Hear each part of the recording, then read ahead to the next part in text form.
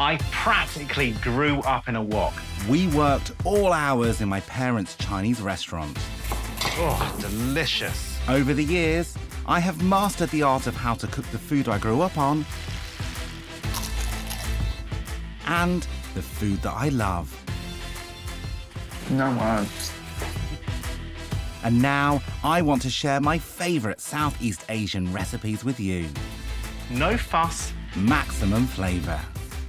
These dishes are delicious and oh so simple to cook at home. Dead easy.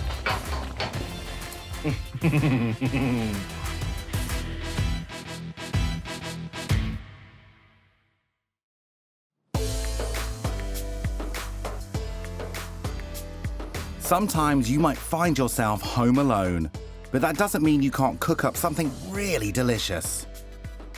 I want to show you 3 of the easiest recipes that are a perfect meal for one. Gorgeous. My noodle soup that you can whip up in just minutes. And a stir fry with a surprising star ingredient. But first, a mouth-watering salad that you won't want to share with anyone. This first recipe I've taken from my dad. Surprise, surprise. I've probably cooked this dish in a restaurant probably 1,000 times, but I've made my own little version where I've dipped into Malaysia, dipped into the Philippines, dipped into Hong Kong to create this dish. First step is to cook the boneless chicken thighs. I don't fry it because I think that sometimes when you put a raw meat into loads of oil in a wok, it soaks it all up. I always pre-boil mine. So chicken thighs into some boiling water, 6 or 7 minutes, let them cook through. I love this dish because of all the delicious veg we throw into it. Courgette, carrot, spring onions, and then some whole bamboo shoots. Now, these are so delicious and they add like a muddiness to the dish, which is quite unusual, and I like that. If you can't find them fresh, just use tinned. It still works. I want it to feel very fresh and very fragrant. And also as well, when it comes to Asian cooking, the soy sauce and the sesame oil and the oyster sauce, they're the heroes. And so I want to taste them beyond the fry. And as you'll see, I'm using hardly any ingredients here. All this stuff will go into another dish tomorrow. Nothing gets wasted in my house. In fact, I have a slight paranoia about wasting food. And so I will often, before I go to bed, sit on the floor just there in front of my fridge and work out what needs to be cooked. And I also label everything with a date on it so I know when that's going to go out. Chop half a white onion and a handful of water chestnuts will give it some real crunch. Right, not too many of these because they've got a similar muddiness to the bamboo shoots and you don't want to make it too muddy. Courgette. What these do is they add some much needed colour. A whole chilli and 4 spring onions. Okay, oyster mushrooms. They're great in stir fries. You want to have something solid in this dish.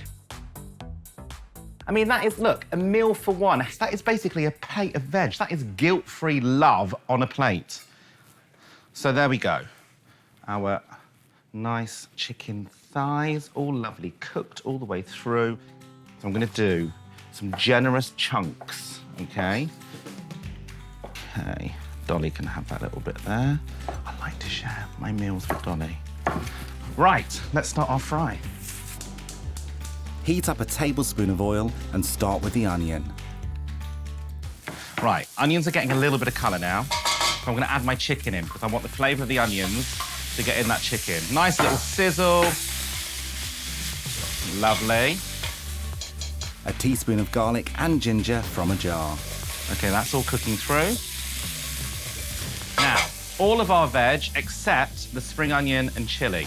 That's all going to go in now. More often than not, I'll plate it up at the hob. I move the chopping board out of the way and I sit on my counter and I eat it because there's something that feels so relaxed about cooking like this. And then Dolly would be stood here and I'd be chatting to Dolly. I'd have my mum on FaceTime over there, telling her off probably about something. Dad's screaming in the background. And whilst that is now cooking, I'm going to make a really quick syrup. So, light soy sauce, squeezy honey, dead easy. About double what you put in for the soy sauce, so about 2 tablespoons. Pinch of pepper, tiny pinch of salt, and mix it in. And that is it. That's all you need to flavour this dish. Okay, a little bit of water, just to loosen up that pan. And now let the steam cook through. Remember, you're just looking to cook the veg. Your meat's already done. Okay, now that's gonna take all of that lovely, sticky, slightly burnt on stuff at the bottom of the pan, but that's full of flavour. Okay, now, going in, cashew nuts. Unsalted, but roasted. Don't do the raw ones, because it means you've got to cook them. And all I'm doing is I'm just moving it around and making sure the water goes to the centre of the wok, because that's where our heat is. That's our volcano. Lovely. You don't need the chicken to colour. That's why I didn't put it in first, because I've got my syrup. It's going to do all the work for me.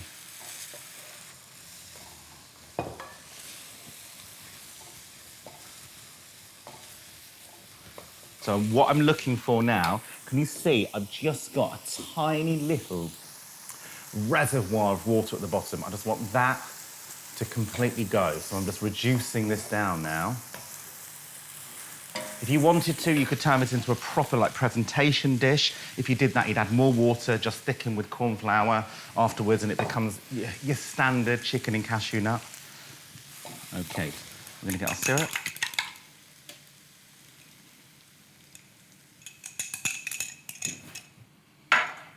Now, what's gonna happen is that it's gonna coat all of that gorgeousness just there. Look at that, how fresh that is and beautiful. Right at the end, throw in a spoonful of sesame seeds, the spring onions and the chilli. And can you see that now? Now that that's reducing down, that stickiness is clinging onto the chicken and the bamboo shoots and the carrots and the courgettes. I mean, it's a tiny bit of sesame oil. It's all you need. Now, I'm gonna set that to one side whilst I posh up my dish. Even if you're eating alone, you still deserve the best. Some quick-fried vermicelli noodles will do just the job. I want to create a beautiful little decoration just for myself. This is my vermicelli. It's just a nest. It's just basically dried rice noodles. And I am going to create a beautiful little garnish. I'm going to save the rest of the noodles to make some soup tomorrow. But then this one, so put that to one side. I'm literally just going to pull this apart and stretch it out. And what you want to be able to do is almost create a little nest on here, so when you put it into the oil, by the time it's gone in, you've got to turn it over and then you put it onto the board. That's how quick it is. You ready? It's going to go very quickly. This oil won't be going to waste. I can use it again. And we're literally just going to turn it over. There we go. We've got you, we've got you, we've got you. And it's done. And that is my little bit of luxury on top of my salad, so. The last touch is tofu that I've marinated in sesame oil and placed over some fresh spinach leaves. Now, my salad topping. Chicken, cashew nuts, courgettes, carrots, sweetie, soy, and finally, my nest of vermicelli on top. The perfect meal for one. Singledom has never been so attractive.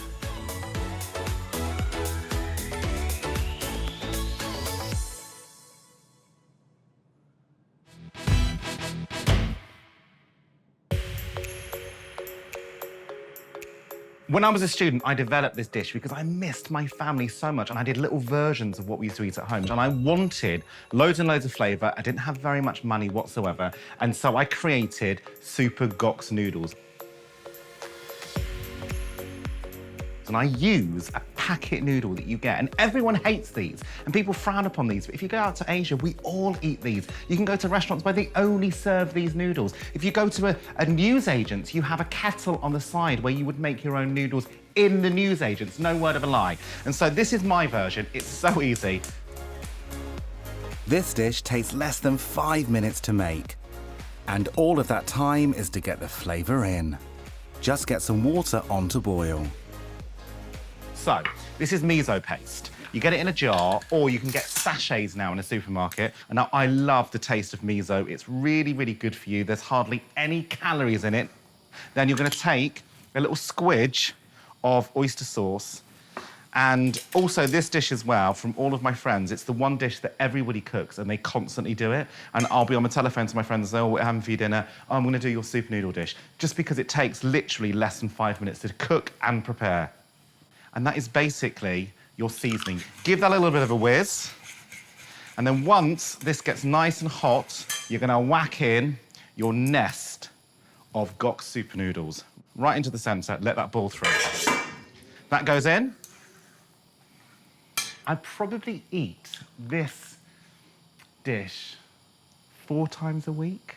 No exaggeration, because it's just so easy. You can whack in the veg that you've got left over in the fridge. You can add some seafood, a packet seafood. Sometimes I add just a can of crab.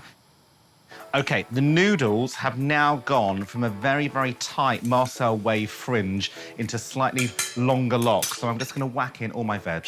Some sugar snap peas, they were left over in the fridge. Some mange too, left over, a bit of old pepper. That's all gonna go in. I'm gonna give that a nice big fat stir. So that's our rainbow gone in with our noodles now. Season with a dash of white pepper and some soy sauce. And once that all comes to the boil, finally, and the veg looks like it's starting to break down slightly, I'm just gonna whack in my packet of already cooked seafood. What a cheat.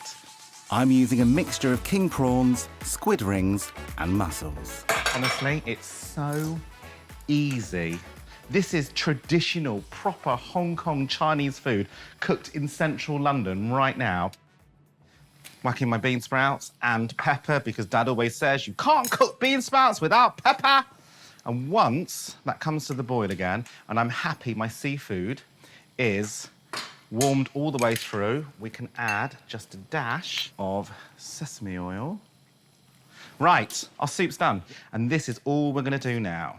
We're gonna get a nice big spoon of this. Look at this. We're gonna get our noodles in the bottom, all of those beautiful, healthy vegetables. Without the sesame oil, not a touch of oil in this dish. It's basically, this is the healthiest. I mean, I could be a ballerina after eating this.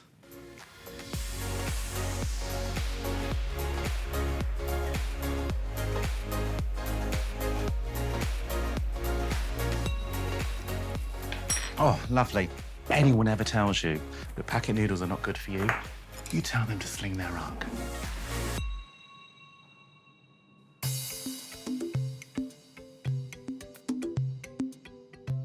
If a 5-minute noodle dish isn't fast enough for you, I have an even quicker recipe that will become your go-to dish for one. Those of you that know me will know that I love a night out, but I do have a problem. I roll in at 1, 2 o'clock in the morning, and I hate kebabs, and I don't like burgers, and I don't like chips, but I like real food. So I need to have a dish that I know I can knock up, a little bit sozzled, and it's gonna be delicious. And this one is so simple. I've got a couple of nests of dried noodles that I've soaked in some boiling water. You're gonna leave it there for a minimum of 10 minutes. I'm gonna strain these noodles out like that, leaving a little bit of the water back into the dish.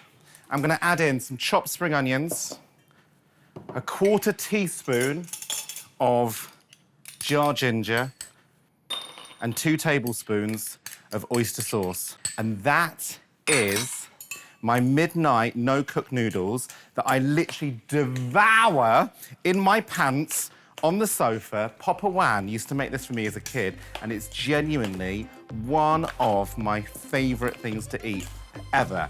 It's comfort food in a bowl. It's basically Chinese chicken soup. And that is it. And I'm not Not even gonna wash up, but I do have pants on.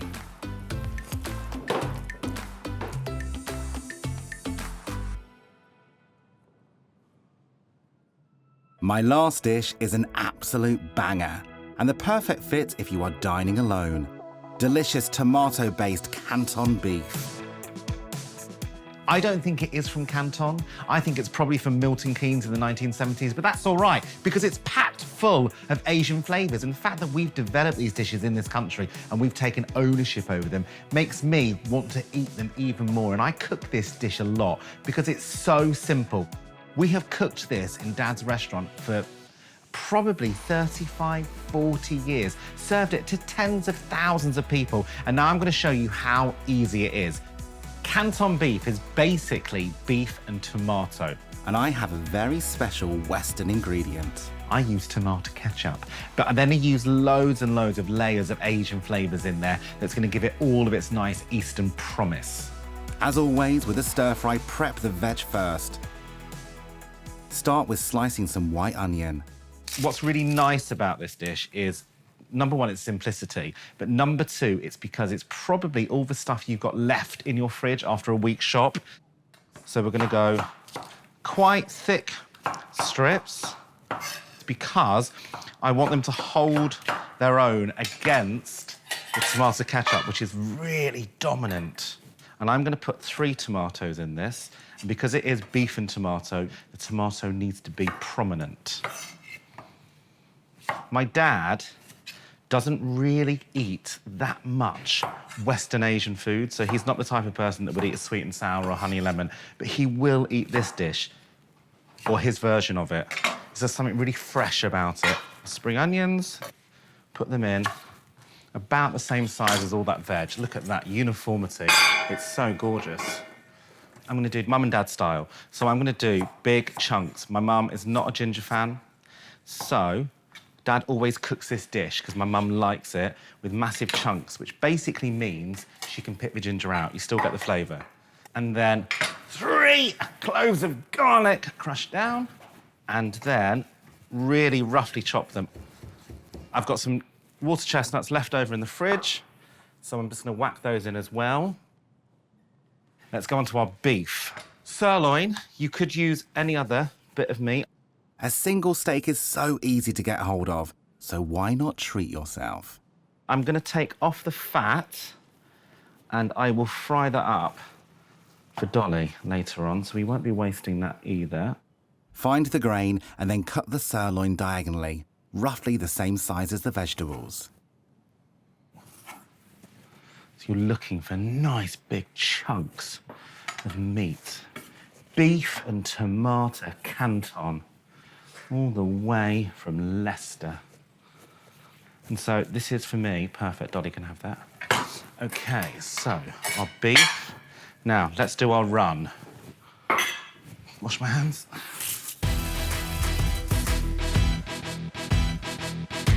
Now, what's happened is that when we migrated from China, all of our flavours started to fuse together. So we started creating modern Asian cuisine. And this dish appeals to me for both of my cultures.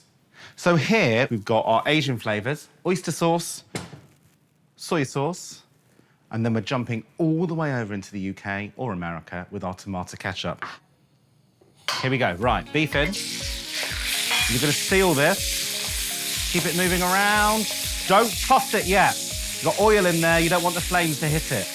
A little bit of seasoning just to help it on its way. Then we're moving all of our meat up to the outside. You don't want to overcook it. As the sirloin starts to char slightly, add the sliced white onions. Now, the onions are just starting to colour. So then, chunks of ginger, chunks of garlic in. When they start releasing the flavour, we're going to go in with our peppers. There we go. Oh, party time. OK, peppers in. Keep it moving. Moving all around. Gorgeous. I mean, the beauty of the wok is just incredible, isn't it? One pot does everything. Isn't it amazing? OK, great. In with our tomatoes. They're going to add some nice softness. and some natural water. Okay. Now for the spring onions, water chestnuts, and chili flakes. Look at that, look at those colours. Can you see that? Look at the colours. The beautiful softness of the white and the bounce of the red and the green, and then the anchoring of that lovely caramel tone with the beef. Okay, right. Tiny bit of shousing. Right to the centre of the wok. I'm using plum wine, but if you don't have it, use some dry sherry instead. As soon as the shousing goes on, we now know we're cooking Asian. This is no longer just fried beef and onions. And it's that shousing that does it. For the rich gravy, add 1 tablespoon of dark soy sauce for colour and the same amount of light soy, then 2 tablespoons of oyster sauce. But it's when the tomato ketchup goes in. Okay, 3 tablespoons of that. Salty, sugary tomato sauce. And the kind of way I like to eat it is I'm going to add some stock through and really create a nice liquid, a heavy liquid, lots of it. White pepper. Yum. Okay, so let that just all come together now.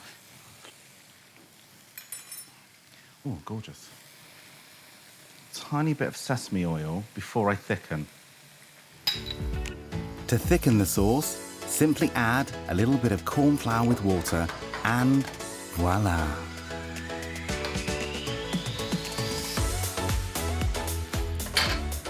Yummy, yummy. It's so good. Salty, sweet, hot, but you recognise all the flavours. I mean, it's just the perfect meal after a really tough day. You know what? This is definitely the meal that you eat your cares away with. Delicious.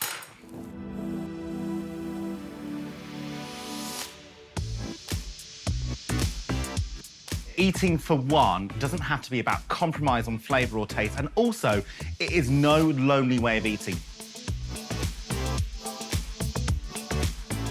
Treat yourselves and enjoy every single meal you eat.